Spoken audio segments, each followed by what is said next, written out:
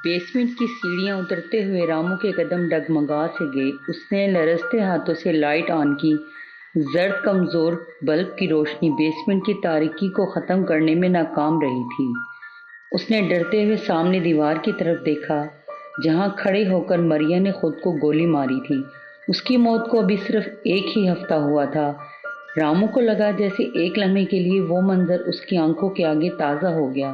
खून में लथपथ पड़ी मरिया के हाथ में गन थी। पूरी दीवार उसके खून के छींटों से भरी हुई थी। गाढ़ा सुर्ख बहता लहू सारे फर्श पर फैला हुआ था। रामू ने झुरझुरी सी ली और बेसमेंट की अलमारी से सामान निकालने लगा जो विक्रम ने उससे मंगवाया था। कुछ जरूरी पुरानी फाइल्स थी जो उन्हें चाहिए थी। रामू यहाँ अरसा दराज से मुलाजिम था। वो कब का ये नौकरी छोड़ देता अगर विक्रम उस पर इतना मेहरबान ना होता। सब मुलाजिम उससे खुश थे सिवाय मरिया के। पता नहीं वो हर वक्त उनसे क्यों झगड़ती रहती थी। मरिया का ख्याल आते ही रामू का दिल खौफ से भर गया। उसे अपने पीछे आहट सी सुनाई दी। वो जल्दी से मुड़ा, तभी कोई चीज उसके पैरों से टकराई। उसके मुंह से बेसाख्ता चीख निकली। उसने डरते हुए नीचे देखा। सफेद रंगत, गहरी सब्ज आंखों वाली वो मरिया की बिल्ली थी जो हर वक्त उसके साथ मौजूद रहती थी। रामू ने हैरत से अपनी आंखें मसली। बिल्ली तो मरिया की मौत के बाद नजर ही नहीं आई थी, फिर ये आज अचानक बेसमेंट में क्या कर रही है। उसे लगा अगर वो मजीद यहाँ रुका तो उसे मरिया का भूत भी नजर आ जाएगा। वो जल्दी से सीढ़ियों की तरफ भागा और बाहर निकल गया। उधर अंधेरी सेलन ज़दा बेसमेंट में दो सब्ज आंखें चिरागों की तरह जल गई। रामू ने विक्रम के आगे नाश्ता रखते हुए उन्हें मरिया की बिल्ली के बारे में बताया जिसे उसने आज बेसमेंट में देखा था। विक्रम के हाथ एक लम्हे के लिए जैसे रुक से गए। उसने रामू को डांट कर वहां से भगा दिया। भला मरिया की बिल्ली का यहाँ क्या काम। वो तो सिर्फ मरिया के साथ ही रुखसत करके आया था। वो जेरे लब बुड़बुड़ाया और जूस का गिलास उठाकर पीने लगा। आज का दिन उसके लिए बहुत अहम था। आज बोर्ड की मीटिंग थी। मरिया के बाद उसे लंदन वाली ब्रांच का चार्ज संभालना था। उसने आईने में खुद को देखा और मुस्कुरा दिया। Perfect plan. विक्रम ने दांत तलब नजरों से खुद को देखा। मरिया जैसी मगरूर खुदसर औरत से उसकी जान इतनी आसानी से छूट गई, उसने कभी सोचा भी नहीं था। शाम को बोर्ड का फैसला उसकी तवक्को के ऐन मुताबिक निकला। वो खुद को हवा में उड़ता हुआ महसूस कर रहा था।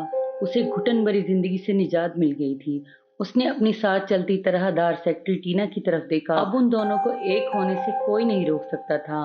मरिया नाम का कांटा उसकी जिंदगी से निकल गया था। टीना के साथ एक भरपूर शाम गुजारने के बाद वो आधी रात को घर पहुंचा। सारा घर अंधेरे में डूबा हुआ था। वह हैरान सा हुआ। उसने रामू को आवाज दी मगर कोई जवाब ना आया। वो कमरे में आ गया और इमरजेंसी लाइट ऑन की और रामू को ढूंढने लगा। मरिया की मौत के बाद सारे मुलाजिम एक एक कर काम छोड़कर जा चुके थे। सिर्फ एक रामू ही बचा था। विक्रम को उस पर बहुत एतमाद था। विक्रम को वो बेसमेंट के दरवाजे के पास बेहोश पड़ा मिला। वो उसे उठाकर अंदर ले आया। होश में आते ही रामू ने चिल्लाना शुरू कर दिया। वो जोर जोर से मरिया का नाम ले रहा था। गुस्से से विक्रम ने उसे झंझोड़ डाला। तंग आ गया था वो इस नाम की गर्दान सुनते हुए। थोड़ी देर बाद रामू के हवास बहाल हुए तो उसने विक्रम को बताया कि घर की सारी लाइट्स अचानक एकदम जलने बुझने लगी थी। वो इस वक्त किचन में खाना बना रहा था। वो जल्दी से मेन बोर्ड के पास आया, तभी एक धमाका सा हुआ और सारी लाइट्स ऑफ हो गई। सारा घर तारीकी में डूब गया। रामू ने लाउंज में आकर इलेक्ट्रिशियन को कॉल की, तभी उसे बेसमेंट का दरवाजा खुलने की आवाज सुनाई दी।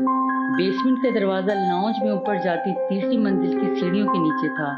रामू ने डरते हुए पीछे देखा। बेसमेंट का दरवाजा आधा खुला हुआ था। वो धड़कते दिल के साथ दरवाजे की तरफ बढ़ा। उसे एक अजीब सी वहशत ने आन घेरा था। अभी वो दरवाजे के पास पहुंचा ही था कि यकदम दरवाजा पूरी तरह खुल गया। रामू को लगा जैसे कोई अनजानी ताकत उसे अंदर की जानिब धकेल रही हो। उसने टॉर्च लाइट की रोशनी सीढ़ियों पर डाली। सीढ़ियों के दरमियान मरिया खुले हुए बालों और खून टपकते चेहरे के साथ खड़ी थी। रामू कांपते जिस्म के साथ वहीं ढेर हो गया। विक्रम जो अब तक उसकी बातें निहायत संजीदगी से सुन रहा था, मरिया का सुनकर हंसने लगा। उसने रामू को कहा कि वह बूढ़ा हो चुका है और वापस अपने गांव चला जाए। उसकी आंखें कमजोर हो गई हैं, वह मजीद काम ना करे। वैसे भी कुछ दिनों बाद विक्रम टीना के साथ हमेशा के लिए बाहर जा रहा था। जाने से पहले वो सारी प्रॉपर्टी सेल करना चाहता था। उसे रामू की अब कोई जरूरत नहीं थी। थोड़ी सी कागजी कार्रवाई बाकी थी। और वो हमेशा के लिए यहाँ से चला जाता। सब कुछ प्लान के मुताबिक ही चल रहा था। उसने मरिया से शादी सिर्फ उसकी दौलत हासिल करने के लिए की थी। खुदसर और घुमंडी मरिया के दिल तक पहुंचने के लिए विक्रम ने बहुत पापड़ बेले थे। कई सालों की मेहनत के बाद वो उसका एतमाद हासिल कर पाया।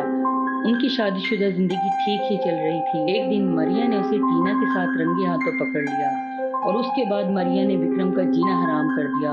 उसे ऑफिस से निकाल दिया।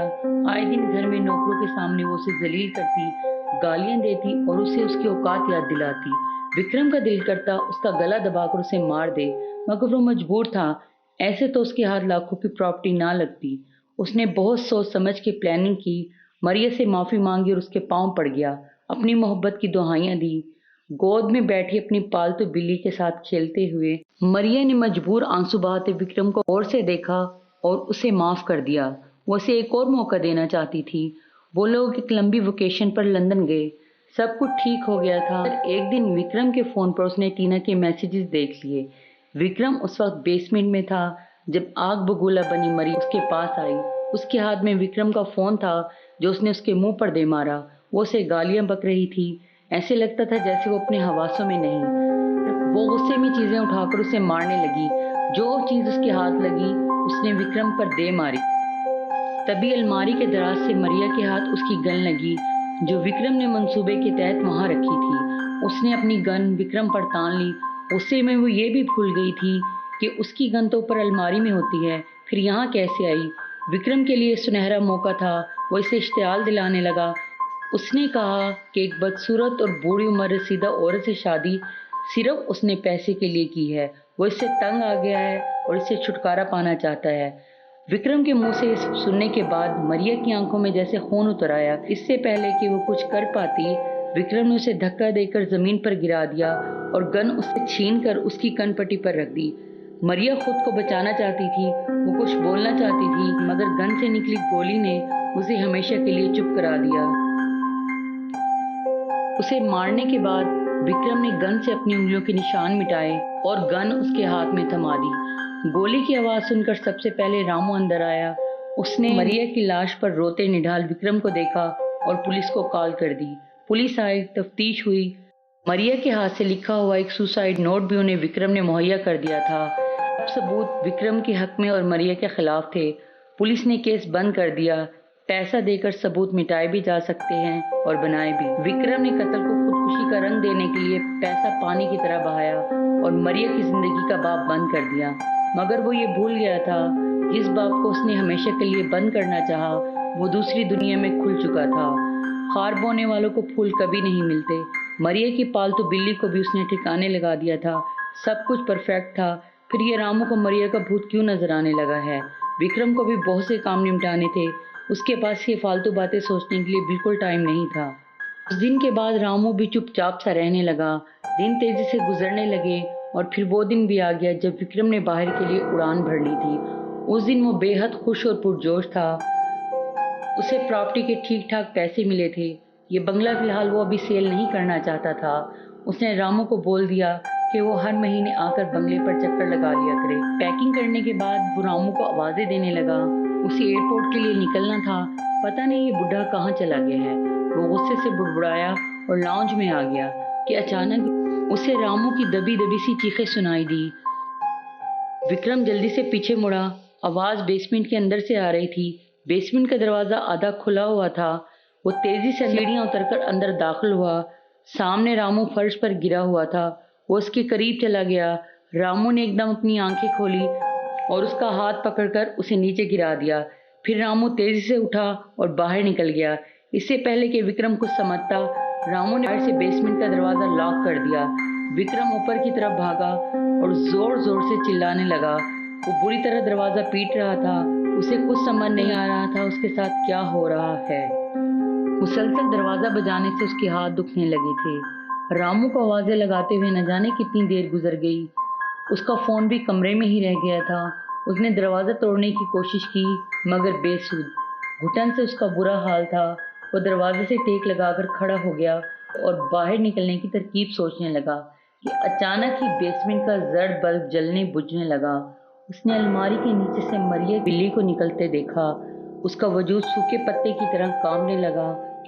उसने अपनी आंखें जोर से रगड़ी। ये उसका वहम नहीं था। वहां मरिया की बिल्ली खड़ी हुई उसे घूर रही थी। उसने खुद को समझाया, तभी उसे अपने पांव पर एक हाथ रेंगता हुआ महसूस हुआ। उसे किसी ने नीचे की जानिब खींचना शुरू कर दिया। वो सीढ़ियों पर घसीटता हुआ बेसमेंट के फर्श पर पहुंच गया, ठीक उस जगह जहां मरिया की लाश पड़ी थी। खौफ के मारे उसकी दिल की धड़कनें रुक सी गई। फिर उसकी आंखों ने मरिया को देखा, जो गोद में बिल्ली उठाए खड़ी थी। दोनों के चेहरे खून में आलूदा थे। मरिया के सर से टपकता खून विक्रम के ऊपर गिर रहा था। मरिया ने बिल्ली विक्रम की तरफ उछाली और विक्रम की खौफनाक चीखों से बेसमेंट के दरो दीवार गूंज उठे। जो भयानक खेल उसने शुरू किया था, आज उसका अंजाम उसके सामने था। अपने लालच में अंधा होकर वो 2 मासूम जिंदगियों से खेल गया और ये भूल गया था कि जल्द या बदेर जालिम अपने अंजाम को जरूर पहुंचता है। अगर आपको मेरी कहानी पसंद आई हो तो मेरे चैनल को सब्सक्राइब करें, लाइक करें, शेयर करें और मज़ीद मेरी वीडियो देखने के लिए मेरे साथ जुड़े रहें। शुक्रिया।